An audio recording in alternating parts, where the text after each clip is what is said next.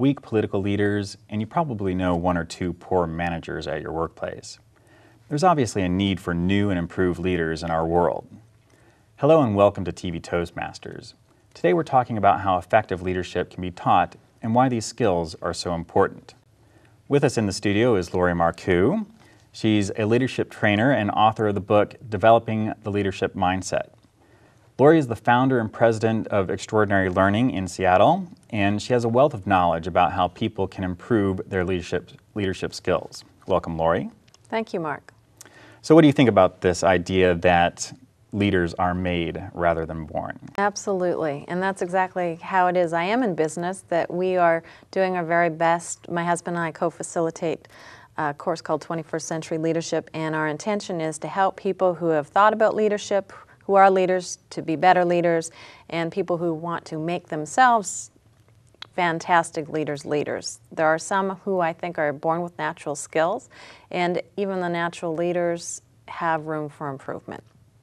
That's great. So why do you think there's this need for the leadership training that you provide? So often people get caught up in the blame game and look around them for those who are accountable for things that did not go right. I think it's great to look around and credit people who deserve credit. However, I'm in the business of helping people take more ownership, stretch their line of ownership, and create the results they want, while inviting people to follow and help, but not depending on other people or looking at other people to blame when things don't go the way they want. And so often, I think society really hammers home there are a lot of victims in society, and I want people to not have a victim mindset, he or she did it to me, but it's up to me to create change. And I made a lot of choices for me to be where I am today. What might I do now to be where I want to be if I'm uncomfortable with what's happening or what I'm creating in my life right now? So you help people get more of a sense of control and take that control and perhaps take it into the workplace and into their daily life. That's one way to frame it, absolutely. Now, I think everybody has driving needs. Control might be a strong driving need for one individual, where someone else wants a stronger sense of security or connection, whatever the case might be for the individual. I help a person get connected with what's most important and create strategies so they have a stronger sense of whatever is most important, whether it's control, security, nurturing, contribution. Again, everyone is very unique, and we help people connect at a deeper level than they ever have. Even people who are really self-conscious and think they know themselves well are really surprised to learn there's more to know, especially about me in relationship to others. And everybody has at least one relationship, I think, that he or she struggles with professionally or personally. Usually in both areas, there's at least one. So tell me more about your leadership training. What makes it different than other leadership trainings that I could take? Well, we're not just standing at the front of the classroom teaching. We are very involved with individuals, and we have a structure in place so people are doing a lot of self-reflection. It's experiential learning, and it's like being in an incubator for a period of time with a different group dynamic than one would experience elsewhere. People come from all around the world to learn different points of view. Some people think their point of view is the point of view to learn, there are so many other points of view about the same subject. Looking at an object, 10 people might describe that same object 10 different ways. And I want people to realize their attitudes, opinions, and beliefs are their own, and any one of them may tweak an attitude, opinion, or belief so that it works for them. Results speak. So are my results what I want, or do I want something adjusted, and what is it that I might change about my attitude, opinion, or belief? I think this is something that's not practiced in a lot of leadership training. It's a lot of manuals that go home and on the shelf. Mm-hmm. People draw from the emotional experience they have in my courses. So would you say your course is more interactive than your typical lecture type course?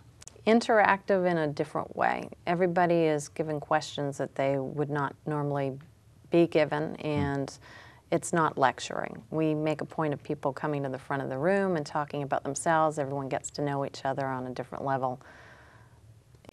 interactive amongst the dynamic of people who are there, I think, as well as from the front of the room, I make a point of drawing people out.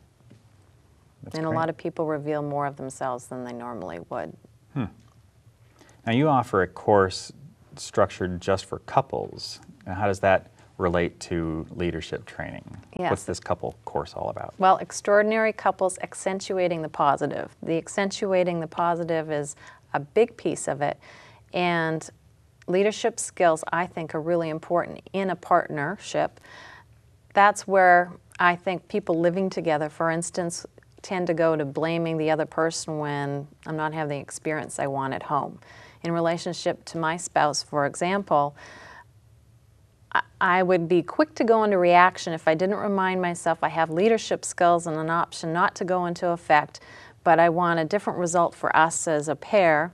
I want to have a romantic experience as an example, and it's up to me to create that romantic experience. But then he does something unexpected. Well, I might point the finger at him or remember what my leadership skills are and just, okay, this is the way it is. He has a different opinion than me, and create the experience I want with him. I stretch my line of ownership even with my partner. Even in a relationship at home, all these skills I teach are transferable skills.